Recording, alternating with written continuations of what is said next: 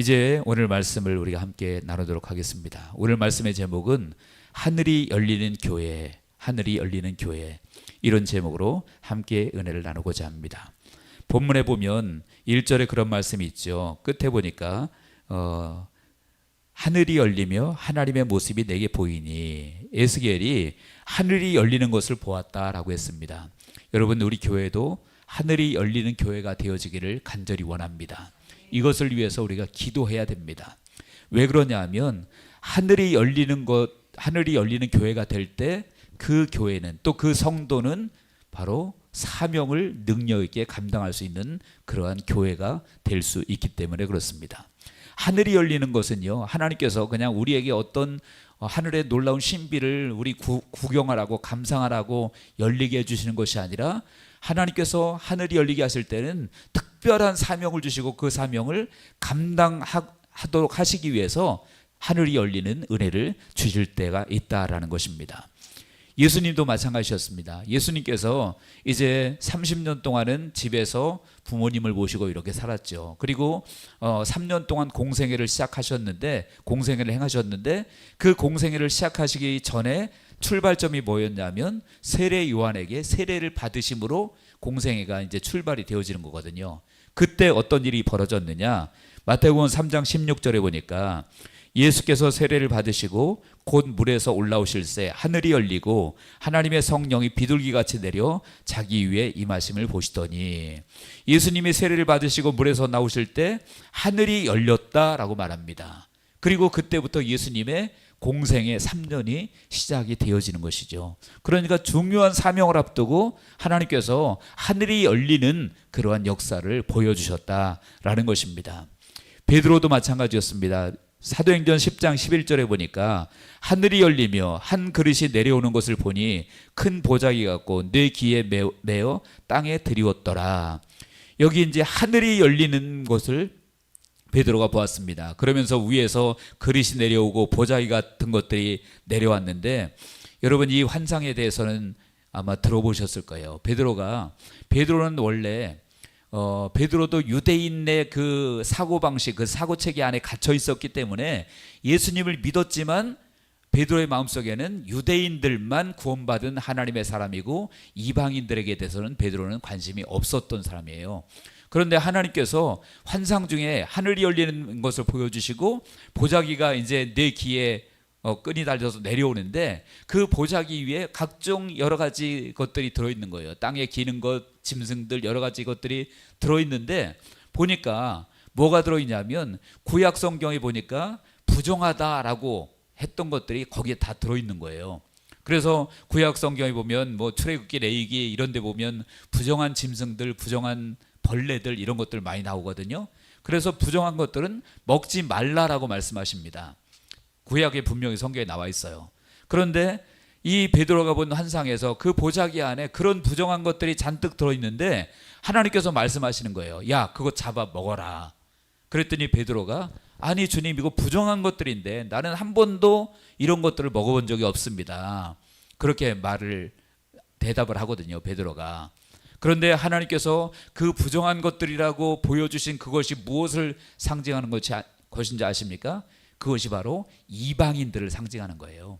왜냐하면 유대인들은 이방인들도 부정한 민족이라고 생각을 했거든요. 그래서 이방인들은 구원을 못 받는다, 오직 우리 유대인들만이 구원받는다라고 믿었던 사람들이 유대인들이에요. 심지어는 이방인들을 지옥의 땔감으로 하나님 만드셨다라고까지 말할 정도로 이방인들을 무시했던 사람들이 유대인들이었습니다. 근데 하나님께서 그것들을 이방인들의 상징인 것을 보여주시고 잡아먹어라.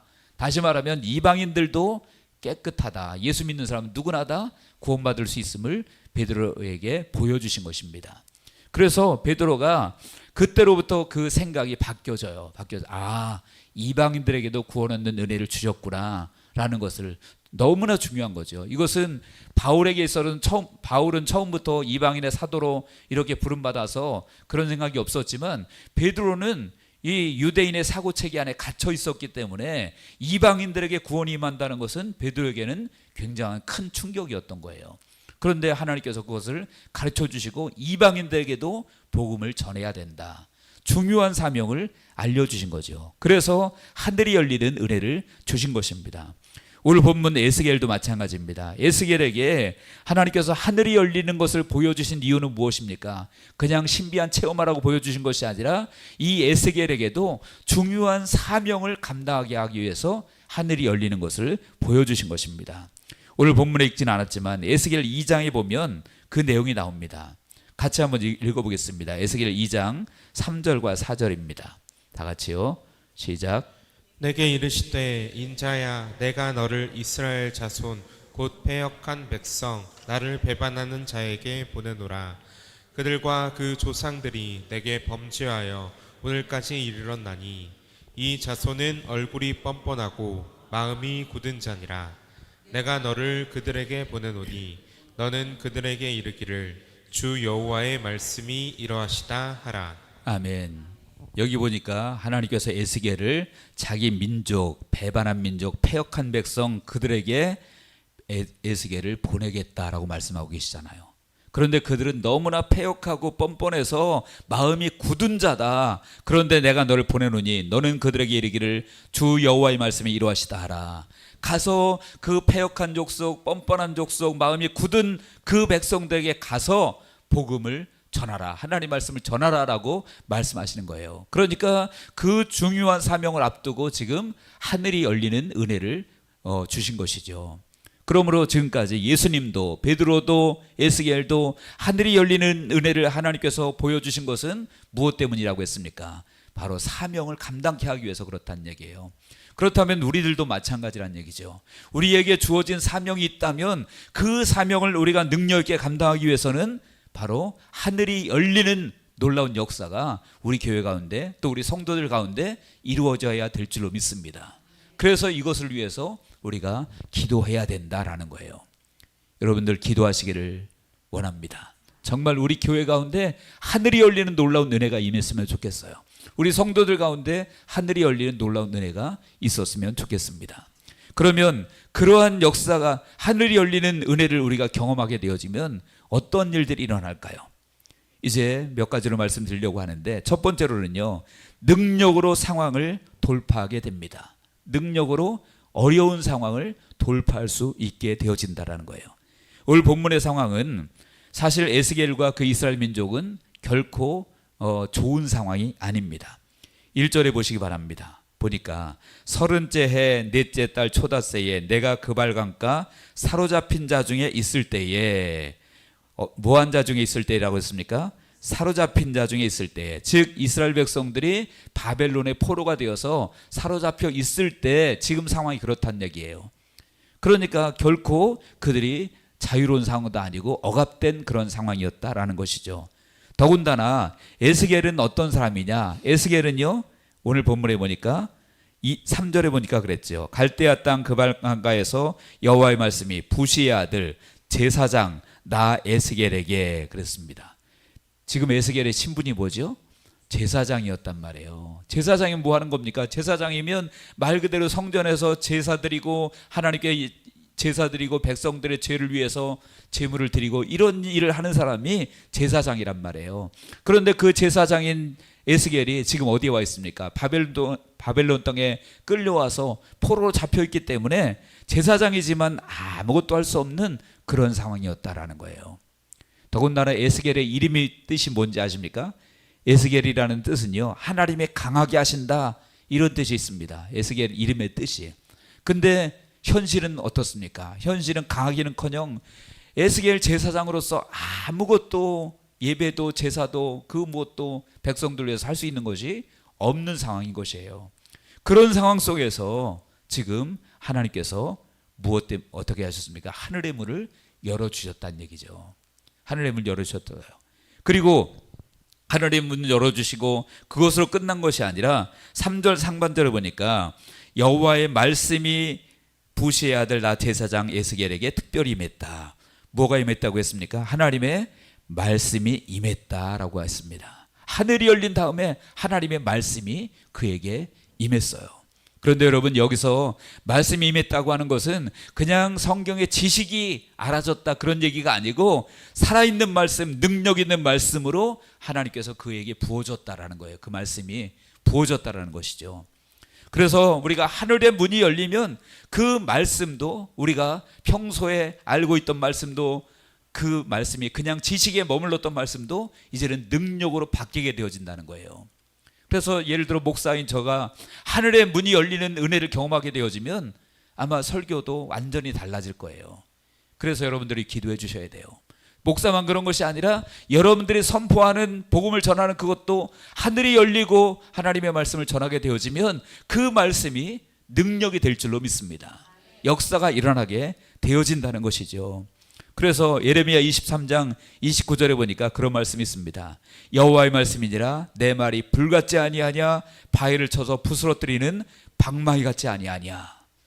어떤 말씀이요? 불 같은 말씀. 불은 다 태워버리잖아요. 방망이, 바위를 쳐서 부스러뜨리는 방망이 같지 아니하냐. 하나님의 능력 있는 권세 있는 말씀이 임하면 사람들의 심령을 태우고 방망이처럼 부스러뜨린다라고 말하고 있습니다. 여러분, 사실 우리의 말이 어떻습니까? 우리의 말이 불신자들에게 잘 먹히던가요? 솔직히 너무너무 안 먹히잖아요. 귀뜸으로도 안 듣잖아요. 오히려 무시하죠. 근데 하나님께서 하늘 열린 은혜를 받고 능력을 받고 그리고 나서 그 말씀을 선포하면 그 말씀이 우리 믿는 사람뿐만 아니라 불신자들에게까지도 놀랍게 역사될 줄로 믿습니다. 사도행전에 보니까 베드로가 말씀을 전하니까 그 사람들이 다 놀래잖아요. 다 믿는 사람들이 아니었어요. 다 믿는 사람들이 아니었는데 거기에 모여서 우리가 어찌하면 좋겠습니까? 형제들아 우리가 어찌할꼬 그러잖아요. 여러분, 이런 역사가 일어나기를 축원합니다. 그리고 또 무엇이 임했습니까? 3절 하반절에 보니까 여호와의 권능이 내 위에 있으니라. 뭐가 있습니까? 여호와의 권능이, 하나님의 권능이 위에 있었다라고 했습니다. 하늘이 열리니까 하나님의 말씀이, 강력한 말씀이 임하고 하나님의 권능이 임했다라고 말씀하고 있습니다. 그러니까 여러분들 어떻게 되겠습니까? 그 권능이 임하고 말씀이 임하고 그러니까 어려운 상황도 돌파가 일어나게 되어진다라는 거예요. 여러분, 우리가 힘이 없으면 작은 것도 돌파할 수 없고 거기에 걸려 넘어질 수밖에 없죠. 그렇지만 우리가 힘이 생기면 힘이 생긴 만큼 그것을 어떤 장애물이 있어도 넘어갈 수 있습니다. 그러므로 하나님의 말씀이 권능으로 임하고 성령께서 권능으로 임하고 하늘이 열리고 하나님의 권능이 임하면 그 어려운 상황에 돌파가 이루어짐을 믿으시기 바랍니다. 그러니까 우리 교회가 무엇을 체험해야 되겠어요? 하늘이 열리는 은혜를 체험해야 될 줄로 믿습니다. 그럼 교회의 돌파가 이루어지고요. 여러분, 가정에 하늘이 열리면 가정의 문제가 돌파가 일어날 줄로 믿습니다. 여러분, 직장 사업장에 하늘의 문이 열리면 그 사업장의 문제가 돌파가 일어나게 되어질 것입니다. 그래서 예레미야도 이런 돌파를 경험을 했죠. 예레미야 33장 1절에서 30절 보니까 그렇게 말하고 있습니다. 같이 한번 우리 읽어볼게요. 예레미야 33장 1절로 3절입니다. 시작. 예레미야가 아직 시위대 뜰에 갇혀 있을 때 여호와의 말씀이 그에게 두 번째로 임하니라. 이르시되 이를 행하시는 여호와, 그것을 만들며 성취하시는 여호와, 그의 이름을 여호와라는 이가 이와 같이 이르시도다. 너는 내게 부르짖으라. 내가 내게 응답하겠고 내가 알지 못하는 크고 은밀한 일을 내게 보이리라. 아멘. 지금 예레미야가 어디 있습니까? 시위대 뜰에 갇혀 있을 때라고 말하고 있습니다. 다시 말하면 상황이 지금 이 에스겔과 비슷한 처지죠. 그런데 여호와의 말씀이 임해서, 하나님의 말씀이 임해서 이 일을 행하시는 여호와, 그것을 만들며 성취하시는 여호와, 그 이름을 여호와라는 이가 이와 같이 이르시도다. 너는 내게 부르짖으라. 내가 내게 응답하겠고 내가 알지 못하는 크고 은밀한 일을 내게 보이리라. 그랬습니다. 비록 갇혀 있지만 이 일을 행하시는 여호와께서, 그것을 만들며 성취하시는 여호와께서, 그의 이름을 여호와라는 그분께서 내가 내게 부르짖으면 내가 내게 크고 은밀한 일을 보일 것이다. 돌파를 일으킬 것이다 라고 말씀하고 있습니다. 누굽니까? 스가랴도 마찬가지죠. 스가랴 여기 써 있잖아요. 큰 산아 내가 무엇이냐, 내가 스룹바벨 앞에서 평지가 되리라. 이는 힘으로 되지 않고 능력으로 되지 않고 나의 영으로 되니라. 하늘이 열리면, 하나님의 권능이 임하고 능력이 임하면 여러분 돌파가 일어날 줄로 믿으시기 바랍니다. 그래서 우리는, 우리 교회가, 우리 가정이, 우리 사업장이, 우리의 삶이 하늘이 열리기를 기도하시기를 축원합니다. 그냥 뭐 그런가 보다가 아니라 실제로 하늘이 열리고 놀라운 일들이 일어나면 우리 삶은, 우리 교회는 완전히 달라질 것입니다. 그리고 하늘이 열리면 어떤 일들이 또 벌어질까요? 이제는 우리의 사역도 놀라운 활성화가 이루어지게 될 것입니다. 사역의 놀라운 활성화가 이루어진다. 자, 본문에 보면 이제 본문에 등장하는 새 존재들이 나옵니다. 새 존재들이 나오는데 에스겔이 본 환상이죠. 하나님께서 보여주신, 하늘이 열린 다음에 그곳에서 이루어지는 환상들을 보여주셨는데 본문에 등장하는 세 가지 존재들이 나옵니다. 첫째는 하나님이십니다. 여러분 4절에 보시기 바랍니다. 내가 보니 북쪽에서부터 폭풍과 큰 구름이 오는데 그 속에서 불이 번쩍번쩍하며 빛이 사방에 비치며 그 불 가운데 단새 같은 것이 나타나 보이고. 여러분 이 존재가 누굴까요? 이것은 거의 모든 신학자들이 공통적으로 일치하는 것이 하나님을 의미하는 것이다 라고 말합니다. 그리고 뒤에 또 실제로 그 내용들이 나오죠. 27절 28절 보면, 오늘 읽지는 않았지만 에스겔 1장 27절 28절에 보니까 내가 보니 그 허리 위의 모양은 단새 같아서 그 속과 주위가 불 같고, 내가 보니 그 허리 아래의 모양도 불 같아서 사방으로 광채가 나며 그 사방 광채 모양은 비 오는 날 구름에 있는 무지개 같으니 이는 여호와의 영광의 형상의 모양이라 그랬습니다. 누구의 모양이라고 했습니까? 여호와의 영광의 형상의 모양이다 라고 했습니다. 그래서 4절에 있는 내용과 27절 28절의 내용이 같은데 그게 누구라고 했습니까? 여호와의 영광이다 라고 말했어요. 그러니까 본문에 하나님이 등장합니다. 그리고 또 누가 등장하냐면 이제 네 생물이 등장을 하죠. 네 생물이 5절 이하에 보면 그 내용이 나옵니다. 그 속에서 네 생물의 형상이 나타나는데 그랬습니다. 네 생물이 나타난다. 네 생물은 무엇을 의미할까요? 이것도 역시 모든 신학자들이 거의 일치하는 내용이 뭐냐면 네 생물은 천사들을 의미하는 것이다 라고 말합니다. 천사들을 말하는 것인데 이 천사들의 모양이 어떻다고 했습니까? 5절에 보니까 그 속에서 사람의 형상이 있더라. 5절 하반절에 보면, 그러니까 그 천사의 모습이 겉으로 큰 틀에서 볼 때는 사람의 모양이었다 라고 말하고 있습니다. 근데 좀 더 자세히 보니까 6절에 그 내용이 나오죠. 6절, 7절을 우리 한번 다 같이 읽어보겠습니다. 본문 6절, 7절 시작. 있고 그들의 다리는 곧은 다리요 그들의 발바닥은 송아지 발바닥 같고 광낸 구리같이 빛나며. 네, 여기 보니까 이제 네 생물의 모습이 나옵니다. 큰 틀에서는 사람의 모양인데 뭐가 있다고 했습니까? 네 얼굴과 네 날개가 있었다라고 말합니다. 그리고 또 자세히 보니까 이제는 그 얼굴이 방향에 따라서 보이는 게 달라요. 앞을 보면 사람의 모습이었고, 오른쪽을 보면 사자의 모습이었고, 그 다음에 왼쪽을 보면 소의 모습이었고, 또 뒤를 보면 독수리의 얼굴 같았다라고 말하고 있습니다. 여기 보면 사람, 사자, 소, 그 다음에 뭐죠? 독수리, 이 네 존재가 나옵니다. 그 생물이 얼굴이 그렇게 네 가지 모습으로 보였다라는 거예요. 그러면 무엇을 의미할까요? 사람은 지혜를 의미합니다. 지혜를 의미하는 것이고, 사자는 용맹을 의지하는 것이고요. 소는 힘, 그리고 희생을 의미합니다. 그리고 독수리는 민첩한 것을 의미하고 있어요.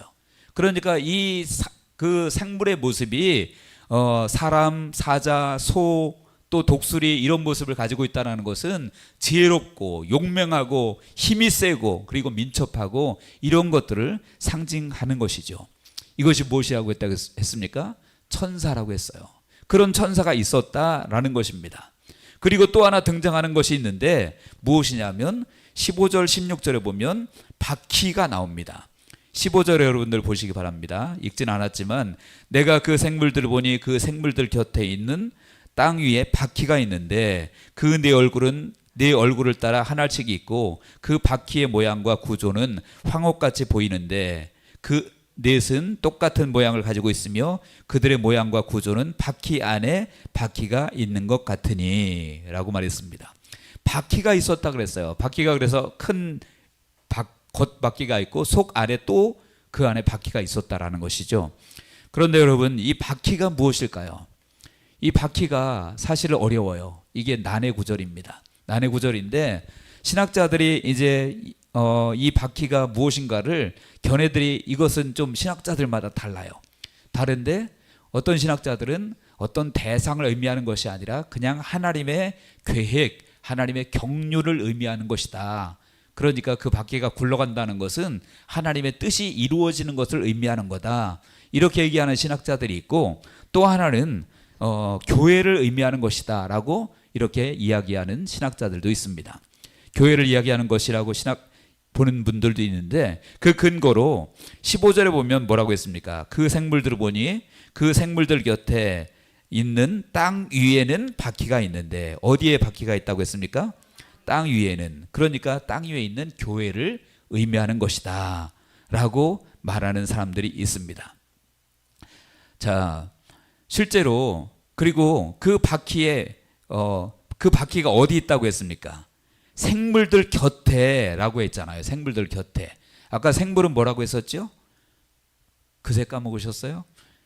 생물 천사라고 했잖아요. 천사. 예, 큰일 났네. 다음 주부터 성경 공부해야 되는데. 예, 천사라고 했습니다. 그러니까 바퀴가 교회라면 그 생물이 그 교회, 천사가 교회 가운데 있다라는 의미가 되겠죠.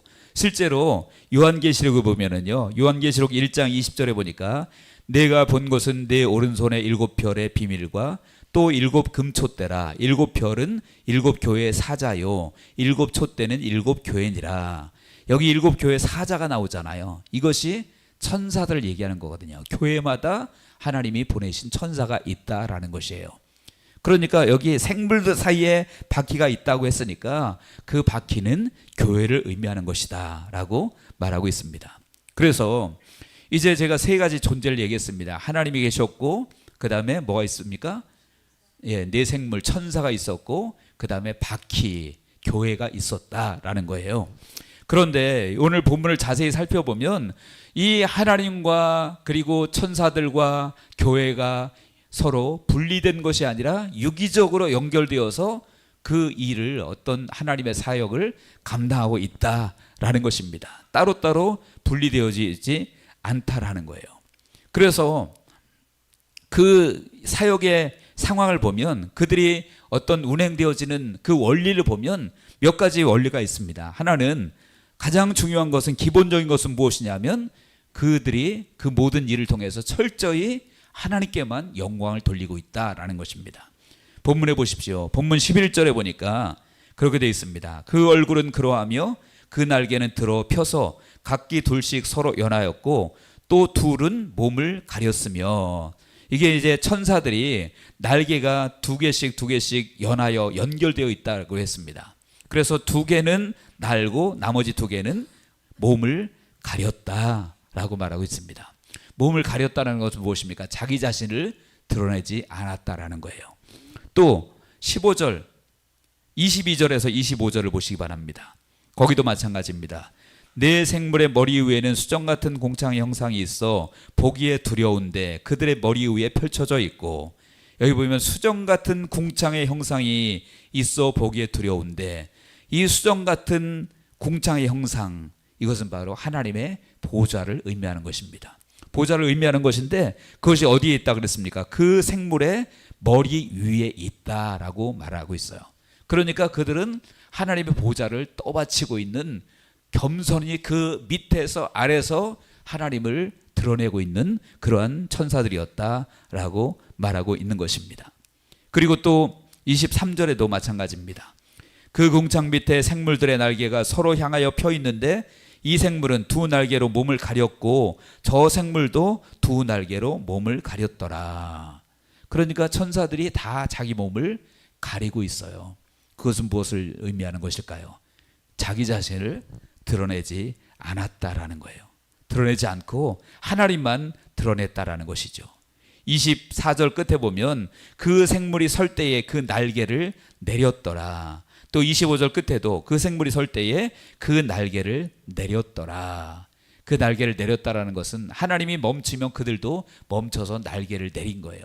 다시 말하면 철저하게 그들은 누구를 드러내고 있느냐? 하나님을 높이고 하나님을 드러내고 있다라는 거예요. 여러분, 우리가 주님의 일을 감당할 때 나를 드러내면 안 되는 것입니다. 날개로 천사들도 자기를 가렸다고 했어요. 그래서 하나님의 일을 감당할 때는 나도 우리도 나 자신을 가려야 돼요. 나를 자꾸 드러내 보이고 펼쳐 보이고 하는 것이 아니라 나를 가리고 하나님의 영광을 드러내는 것이 하나님의 뜻인 줄로 믿습니다. 그리고 또한 그들은 어떻게 일을 했냐면 그들이 하나님의 일을 할 때에는 좌로나 우로나 치우치지 않았다라고 말합니다. 9절에 보니까 날개는 다 서로 연하였으며 갈 때에는 돌이키지 아니하고 일제히 앞으로 곧게 행하며, 갈 때에는, 그러니까 하나님의 뜻에 따라 갈 때에는 일제히 앞으로 곧게 행했다, 돌이키지 않았다라는 것이죠. 그리고 17절도 마찬가지입니다. 그들이 갈 때에는 사방으로 향한 대로 돌이키지 아니하고 가며, 이 말씀 무슨 말씀입니까? 하나님의 뜻을 행할 때에는 좌로나 우로나 치우침이 없이 믿음으로 앞으로 나가야 된다라는 것입니다. 그래서 그것이 내 생각대로가 아니라 하나님의 말씀대로 우리도 마찬가지로 앞으로 좌로나 우로나 치우치지 말고 앞으로 전진해야 된다라는 거예요. 신명기 5장 32절에 보니까 그랬습니다. 그런즉 너희 하나님 여호와께서 너희에게 명령하신 대로 너희는 삼가 행하여 좌로나 우로나 치우치지 말고, 무엇대로? 하나님께서 명령하신 대로. 여러분, 주님의 일을 감당할 때 하나님의 말씀대로 좌로나 우로나 치우치지 말고 앞으로 전진하시기 바랍니다. 이것이 지금 하늘 환상 중에 하나님께서 에스겔에게 보여주신 거예요. 그리고 가장 중요한 것은 무엇이냐면 그 바퀴도, 그 천사도, 그리고 그 바퀴 교회도 누구를 따라갔냐면 철저하게 성령의 인도함을 따라서 움직였다라는 것입니다. 12절을 보시기 바랍니다. 12절에 보니까 영이 어느 쪽으로 가면 그 생물들도 그대로 가되 돌이키지 아니하고 일제히 앞으로 곧게 행하며, 영이 어느 쪽으로 가려 하면 성령이 가는 곳으로 그 생물이 누구라 그랬죠? 천사라고 했습니다. 생물들도 그대로 따라갔다라고 말하고 있습니다. 그리고 또 20절도 마찬가지입니다. 20절 보십시오. 거기 보니까 영이 어느 쪽으로 가려 하면 생물들도 영이 가려 하는 곳으로 가고 바퀴들도 그 곁에서 들리니 라고 했습니다. 그러니까 이제는 영이 가는 곳에 생물들이 따라갑니다. 그리고 또 누가 따라갑니까? 그 바퀴가 또 따라갑니다. 그러니까 계속 그들은 분리된 것이 아니라 유기적으로 연결되어서 성령이 가는 대로 다 따라가고 있다라는 것입니다. 여러분, 이것이 주님의 일을 하는데 가장 중요한 원리인 줄로 믿으시기 바랍니다. 성령께서 가시는 대로, 천사도 자기 멋대로 움직이는 게 아니란 말이에요. 하늘의 천군 천사들이 여러분 우리보다 훨씬 더 지혜롭고 뛰어나겠죠. 그렇지만 그 천군 천사들도 자기 멋대로 움직이는 것이 아니라 성령께서 움직이는 대로 따라가더라. 그리고 바퀴들도 그것을 따라가더라, 그런 얘기죠. 그래서 우리 교회는 누구를 따라가야 될까요? 교회에도 천사가 있습니다. 천사가 있는데 그 천사의 보호를 우리가 받고 있는 거죠. 그러니까 우리가 천사와 정렬되어서 같이 나가는 것도 너무 중요하다라는 거예요. 왜냐하면 그 천사가 지금 누구를 따라가고 있습니까? 성령을 따라가고 있잖아요. 그래서 그렇게 되어지면 결국은 어떤 일들이 벌어지느냐? 성령께서 하시는 이 일을 교회가 이룰 수 있게 된다는 거예요. 그리고 그것도 더 빠르게, 그리고 더 높게, 더 멀리, 더 크게 감당할 수 있게 되어집니다. 여러분, 오늘 본문에 보십시오. 본문에 보니까 때로는요 성령께서 그들을 들어 올립니다. 들어 올리는데 본문 19절 20절에 보니까 그렇게 말씀하고 있죠. 그 생물들이 갈 때는 바퀴들도 그 곁에서 가고 그 생물들이 땅에서 들릴 때에, 생물들이 어떻게 됐습니까? 땅에서 들릴 때에, 그 다음에 바퀴들도 들려서 영이 어느 쪽으로 가면 생물들도 영이 가려하는 곳으로 가고 바퀴들도 그 곁에서 들리니 이는 생물의 영이 그 바퀴들 가운데 있음이니라 라고 했습니다. 생물, 즉 천사들이 바퀴들 가운데, 교회 가운데 있으니까 그 천사가 들리면 성령에 의해서 들리면 교회도 들린다는 거예요. 건물 자체가 들린다는 게 아니라 정말 하나님께서 이 교회를 높이 들어서 더 높이 멀리 빠르게 가게 하신다는 거죠. 여러분, 비행기가 빠릅니까? 차가 빠릅니까? 당연히 비행기가 빠르죠. 더 멀리 더 높이 가게 될 줄로 믿습니다. 성령이 역사하시면 그렇게 되어진다는 거예요. 그래서 활성화가 되어진다는 거죠. 여러분, 주님의 일을 감당하는 데 있어서 정말로 성령께서 역사하시는 대로 순종하고, 그래서 천사와도 우리가 같이 동역하고 나아가게 되어지면 놀라운 이런 일들이 일어나게 됨을 믿으시기 바랍니다. 그러면 이제까지 우리가 느리게 했던 그런 것들이 더 빨리, 더 멀리, 더 높게 되어질 줄로 믿으시기 바랍니다. 그러니까 하늘이 열리면 놀라운 일들이 일어날 수밖에 없는 거죠. 부흥도 정말로 하늘이 열리면 하나님께서 초대교회처럼 되어지게 될 줄로 믿습니다. 초대교회가 하늘이 열리는 은혜를 경험하니까 놀라운 부흥이 일어나는 것이고요. 우리가 다른 사람을 위해서 기도하는 것도 내가 영적으로 하늘이 열리는 은혜를 경험하고 다른 사람을 위해서 기도할 때 그 기도가 능력 있는 기도가 되고 살아있는 기도가 되고 응답받는 기도가 되어진다는 거예요. 아까 서두에도 말씀드렸지만 말씀을 선포하는 것도 하늘이 열리는 은혜를 경험하고 말씀이 선포되어지면 그 말씀이 살아있는 말씀, 능력 있는 말씀, 권능 있는 말씀이에요. 말씀으로 될 줄로 믿습니다. 치유도 마찬가지겠죠. 그래서 하나님의 모든 일들이 정말로 하나님의 나라가 임하고 하늘이 열리는 은혜를 우리가 경험하고 그 능력으로 죄를 감당한다면 하나님의 일은 놀랍게 빠르게 진행될 줄로 믿으시기 바랍니다. 그래서 더 높게, 더 멀리, 더 빠르게 활성화가 되어진다라는 것이죠. 이제 말씀을 정리하려고 합니다. 여러분, 정말 하늘이 열리지 않으면 땅에서 아무리 발버둥 쳐도 때로는 그냥 꿈에서 허우적거리는 것처럼 진도가 안 나갈 때가 참 많이 있어요. 그렇지만 우리가 부족하고 연약해도 미련해도 하늘이 열린다면 하나님은 놀라운 일을 행하실 것입니다. 그래서 우리 교회는 진정으로 하늘이 열리는 놀라운 교회가 되어지기를 축복합니다. 여러분, 가정도 직장도 사업장도 하늘이 열리는 놀라운 일들이 일어나기를 축복합니다. 여러분, 계획하는 일들도 이제는 하늘이 열리는 은혜가 일어나기를 축복합니다. 그러면 이제는 이제까지와 전혀 다른 그러한 전개가 우리 앞에 펼쳐질 것입니다. 그래서 우리 이삭교회, 또 우리 성도님들 가정, 여러분들 사업장에 하늘이 열리는 은혜가 넘쳐서 여러분 삶에 모든 계획하는 것들이 더 빨리, 더 멀리, 더 그리고 높게 이루어지기를 주의 이름으로 간절히 축원합니다. 기도하겠습니다.